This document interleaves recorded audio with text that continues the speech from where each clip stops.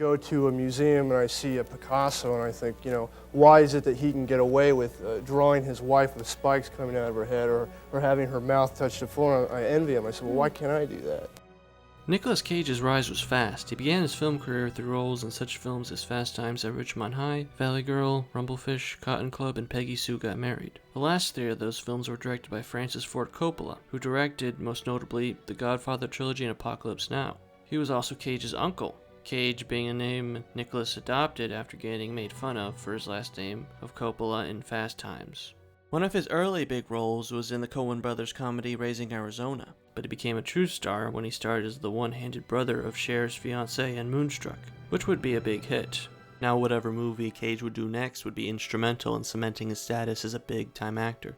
So one would think for his next role he would choose a big-budget movie with a well-experienced director and crew, with a story that appeals to a mass audience, but instead the movie he decided on was none of those things. It was a low-budget independent film with a crew that had little to no experience, and it was a script that wasn't going to appeal to the mainstream. That movie was the cult classic Vampire's Kiss. Vampire's Kiss was written by Joseph Minion, who had written the other cult classic After Hours, directed by Martin Scorsese. He wrote the script while at film school, which is impressive, and to have a director like Scorsese want to direct your script is the dream come true of every film student. But he was also accused of plagiarism when the first 30 minutes were strikingly similar to the Joe Frank monologue Lies, and that dispute was reportedly settled out of court with Frank gaining a hefty sum. Now, plagiarism can be a tricky subject in film, as many films take large parts of other stories and movies without necessarily having to get permission. You see this in a lot of directors like Tarantino, most notably with Reservoir Dogs, in which he basically took a 20-minute segment from a Hong Kong film, City on Fire, and made it the premise of his whole movie. So it can be a bit of a gray area.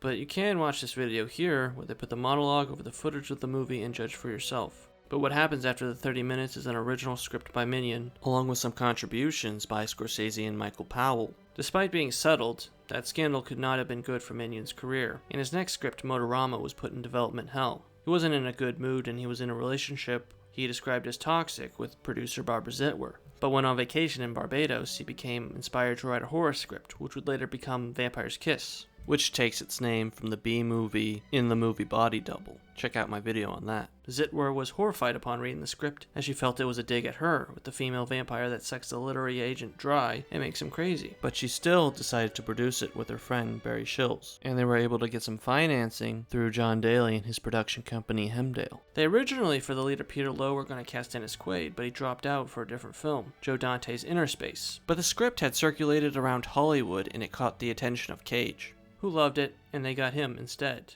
But problems arose when Minion, who was originally going to direct it himself, decided to opt out due to the darkness of the script, and also probably because he had broken up with Zitwer, who was still producing the film, so being on set with her all the time would have been quite awkward. Instead, they got Robert Bierman, an Englishman whose previous experience was with short films and commercials. Hearing this and getting pressure from his agent not to do the film, because it's not what you're supposed to do after a movie like Moonstruck, Cage decided to drop out, but he quickly regretted his decision. And they almost got Judd Nelson, but he asked for essentially half the film's budget, so it was a no. They tried to get an unknown actor in that role, Adam Coleman Howard, but wouldn't get any funding if they did. Luckily, Cage came crawling back and they were able to move forward with the production. Now, the film is about Peter Lowe, a literary agent who encounters a bat, and then a seductive female vampire, played by Jennifer Beals, who bites him. Peter then, throughout the movie, goes insane, believing that he's becoming a vampire, and starts to jump on tables, wear shades, and eat roaches. Yes, Cage actually did that, twice. The film has themes of loneliness, mental degradation, and toxic relationships, as throughout the movie, as the vampire is feeding on him, he acts more erratic and abusive to his employee Alpha, making her work constantly to look for a file in a ginormous pile, day in and day out. And his abuse about it gets worse. It starts off with him just being mean. Am I getting through to you, Alpha? But then escalates into him chasing her into the woman's bathroom, making her work overtime and coming to her home when she took a sick day to bring her back. And later it escalates into something much, much worse. The film isn't that ambiguous about Lowe going crazy, with it being shown that he's seeing stuff that just isn't there. It doesn't want you to believe that Lowe's becoming a vampire at all, but it does portray mental decline in an interesting way, and at the very least, the most entertaining and comical way. I never misspelled anything! Not once, not one time! Conveniently, it came about during a time in New York where there was a lot of people being released from the mental hospitals, and as a result, they were roaming the streets, behaving like Cage does near the end. And his performance here, I find very realistic. God! What did I just say? It seems that you can't go downtown anywhere anymore without encountering someone like this. What most people like about this movie is its comedic moments. A lot are not necessarily intentional, but some are. It's definitely Cage's, well, Cage-esque performance that brings out the best moments. And I'm sure we've all seen those Cage compilations, which included a lot of clips from this movie. Mainly because he was let off the leash for this film, and it's also how most people, and I, became aware of this film in the first place. He was a well-known actor with a bunch of first-timers, so he could perform how he pleased. And Bierman even encouraged it sometimes. You were the one that said jump up on the desk. I think I did. A lot of other directors held Cage back from going all out in his earlier career, and often for good reasons. Like in Moonstruck, he wanted to do a weird wolf voice. But in this movie, he got, as he said, to experiment, and he really cared about the role. I think I cared more about this performance than any other performance in my career to get it right. I don't. That's just where my head was at the time.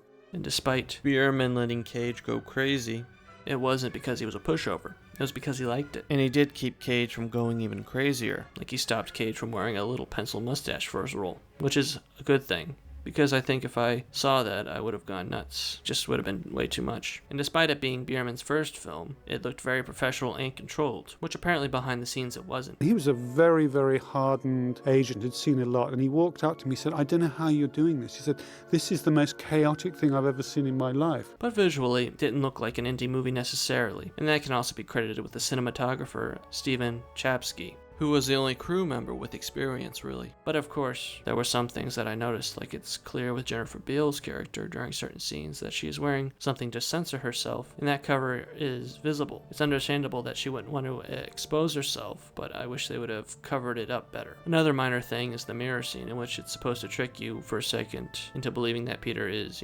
invisible in the mirror until it's revealed that he's just crazy. But there's another mirror that shows him the whole time, so the camera trick doesn't really leave you in suspense at all.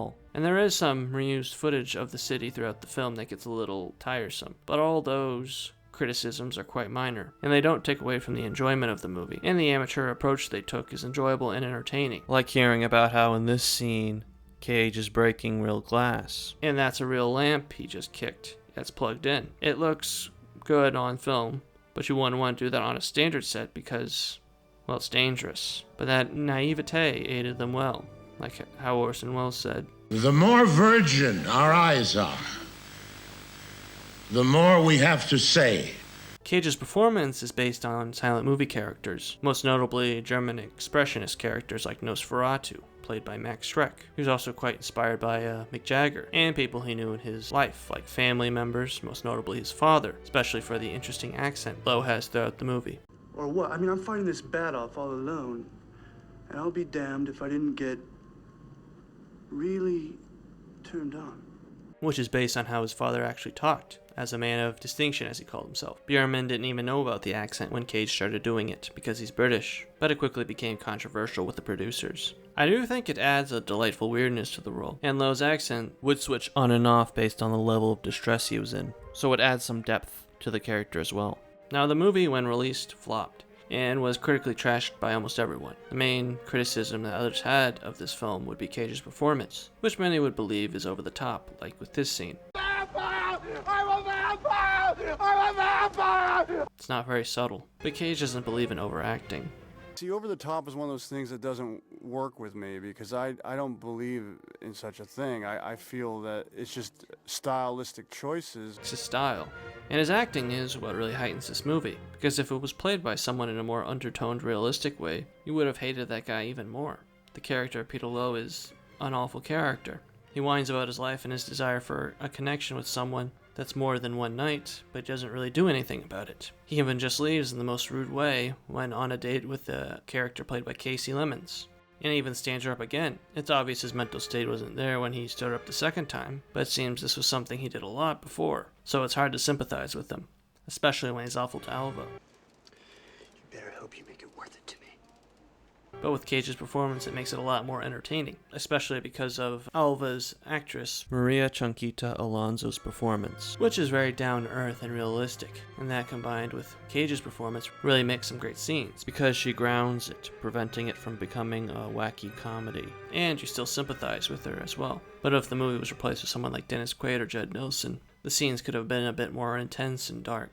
I don't know if the film would have been bad without Cage. It might have been received a little better at the time, but ultimately it would have been forgotten, even more so than Inner Space is today.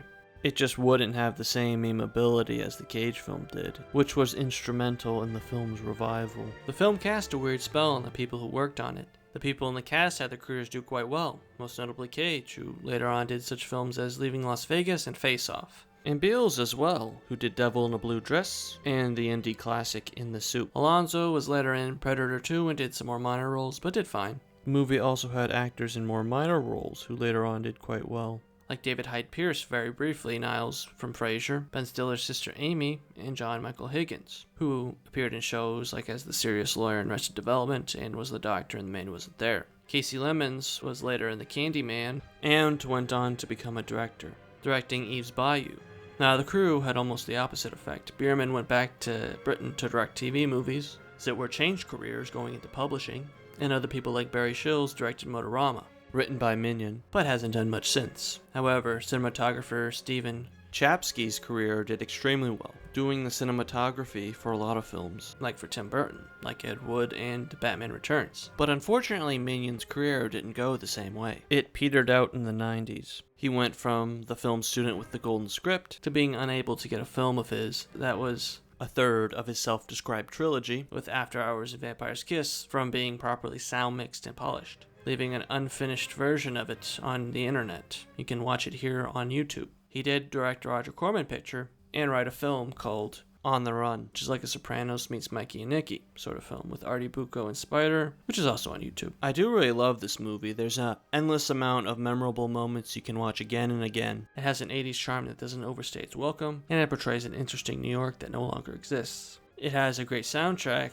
from composer Colin Towns, and they used a Czech communist orchestra because of how cheap it was. And it works beautifully. I don't get tired of watching this movie. There's been other films that I've made videos on that I honestly became a little tired of after watching a few times, but not this one. As of now, you can watch the movie on Tubi, but I'd really recommend buying the Blu-ray if you can. Not just to own it, but because the commentary track with Bierman and Cage is just as good as the movie.